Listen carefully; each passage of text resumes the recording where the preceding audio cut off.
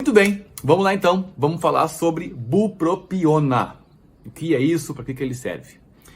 Recebi uma pergunta aí nas redes sociais dias atrás que eu acho que serve para ser o nosso ponto de partida nessa conversa. Eu vou até ler a pergunta para não deixar escapar nada aqui, tá? E a pergunta que chegou para mim foi a seguinte: com quantos dias o BUP começa a fazer efeito? Eu já estou no 4º dia e ainda não estou sentindo nada.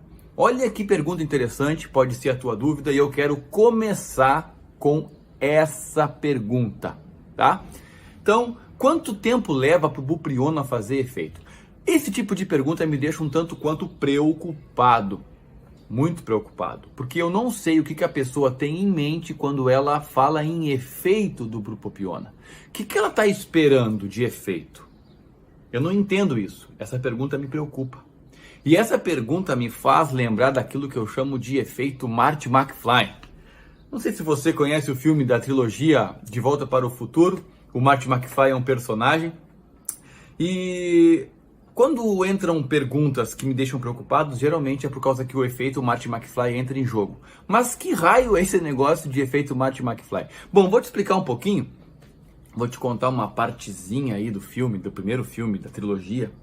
E você vai entender o que é o efeito Marty McFly. O McFly era um garoto jovem, ele era amigo de um doutor já mais velho, e esse doutor inventou uma máquina do tempo num DeLorean, um tipo de carro. O enredo do filme começa com o doutor chamando o Marty na madrugada, no shopping Dois Pinheiros, né, que é o nome do local onde eles se encontram, e o Marty vai, 1 da manhã lá, leva uma câmera de vídeo, vai no seu skate, e quando ele chega lá tem um grande caminhão, né? O doutor, então, ele abre o caminhão e começa a descer, num efeito cinematográfico, com fumaças, o DeLorean. O Marty olha para aquele carro, fica perplexo, porque o DeLorean é um tipo meio incomum de carro. Ele olha aquele carro, para ele é um automóvel, mas para o doutor aquilo é uma máquina do tempo. O Marty não sabe disso. Quando nós não sabemos para que um objeto é feito, a gente tende a fazer perguntas ingênuas. A gente tende a fazer perguntas descabidas, porque nós não entendemos para que serve aquele propósito. E aí, o diálogo do filme ele começa a acontecer e mostra algo muito interessante. Mostra como o Martin ele faz perguntas ingênuas para o doutor, porque ele simplesmente não sabe o que é aquele carro. A primeira pergunta ingênua é ele perguntar para o doutor que roupa que o doutor está usando. Ele estava com uma roupa anti-radiação. E o Martin pergunta para ele: doutor, para que serve essa roupa? E o doutor disse: não, deixa isso quieto, segue gravando. Para o doutor aquela é uma pergunta descabida, porque o doutor sabe que o carro funciona a plutônio, que é um elemento radioativo, então ele tem que estar protegido.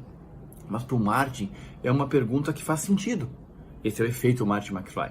Mas a pergunta mais clássica de todas é quando o doutor coloca o Einstein, que é o seu cachorro, dentro do DeLorean, e com um controle remoto ele faz o DeLorean atingir 88 milhas por hora e o DeLorean viaja 1 minuto para o futuro. O carro some, desaparece e viaja 1 minuto para o futuro. O Martin fica apavorado com aquilo e faz a pergunta clássica para o doutor: doutor, você desintegrou o Einstein? E o doutor olha para ele e responde: claro que não, Martin. O Einstein, as moléculas do Einstein e do carro estão intactas e perfeitas. E então o Martin faz a pergunta clássica: mas então onde eles estão, doutor? E o doutor responde para ele: a pergunta certa não é onde eles estão, mas quando eles estão. O deslocamento temporal ocorreu exatamente a 1h20 da manhã em 0 segundos! Ai, meu Deus do céu! Meu Deus, doutor, você desintegrou o Einstein! Tenha calma, Mark, eu não desintegrei nada! A estrutura molecular do Einstein e do carro estão completamente intactas! Então onde eles estão? A pergunta certa é: quando eles estão? Sabe, o Einstein acaba de se tornar o primeiro viajante do tempo! Você percebe? O efeito Marty McFly, ele acontece quando você não entende para que serve um objeto que foi criado, que foi desenvolvido, e você faz perguntas bizarras. Você faz perguntas ingênuas. Você faz perguntas descabidas sobre aquele objeto, porque você não entende para que ele foi feito. A pergunta inicial do nosso episódio de hoje, ela me preocupa porque ela me soa um pouco como uma pergunta Marty McFly, né? Quando começam os efeitos da bupropiona? Já estou tomando há 4 dias e ainda não senti nada. O que essa pessoa que fez a pergunta tem em mente? quando ela quer saber sobre os efeitos da bupropiona. Então eu quero te explicar hoje quais são os efeitos que você realmente deve esperar da bupropiona. Mas antes de saber os efeitos, a primeira pergunta que tem que ser respondida é a seguinte: o que é a bupropiona? Se você não entender o que é a bupropiona, ou chamada de BUP, né, por vários fumantes, você não vai entender para que ela serve, como você deve usar, para que você deve usar e o que você deve esperar quando inicia um tratamento com a bupropiona. Então vamos responder a primeira pergunta, que é: o que é a bupropiona? Bom, a primeira coisa que eu quero deixar claro para ti é como que você encontra a bupropiona aí no mercado, né, nas farmácias. Ela não tem o nome de bupropiona, ela tem nome de laboratórios, né, que construíram, que fazem o remédio.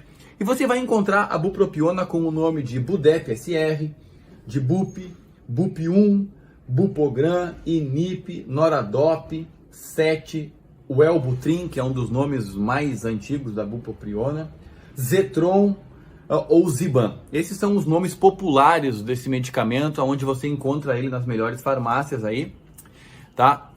Mas o que é a bupropiona? O que é? Bom, a bupropiona, ela é um antidepressivo, ela é um remédio antidepressivo, tá?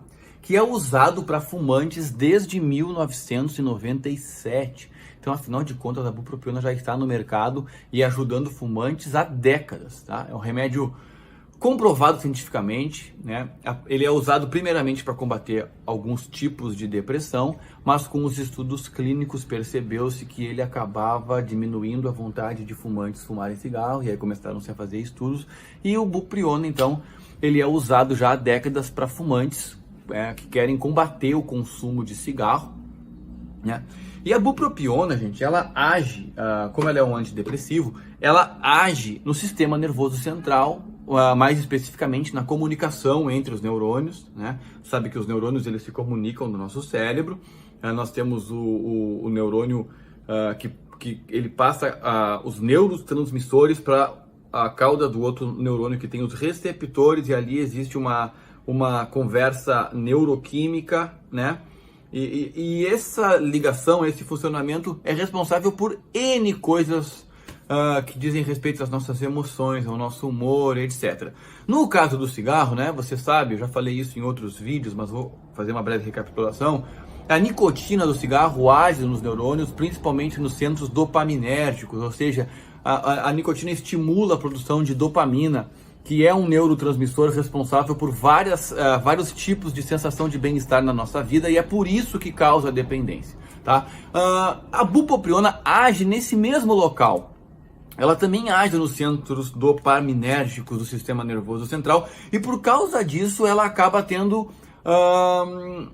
ela acaba imitando, como se fosse uma imitação da nicotina para o sistema nervoso central, trazendo ali sensações parecidas que a nicotina traz, e por isso ela é usada para combater o tabagismo, porque ela acaba fazendo o papel parecido da nicotina, né? Estou falando isso a grosso modo, existem vários estudos científicos sobre isso, e a bupropiona realmente tem ajudado fumantes a diminuir o desejo por consumo compulsivo de tabaco, de nicotina, tá? Mas uma coisa que é muito importante de ser dita é que, seguinte, apesar da bupropiona ajudar muito e aumentar em 20% as chances do fumante parar de fumar, ela não é uma porção mágica, né?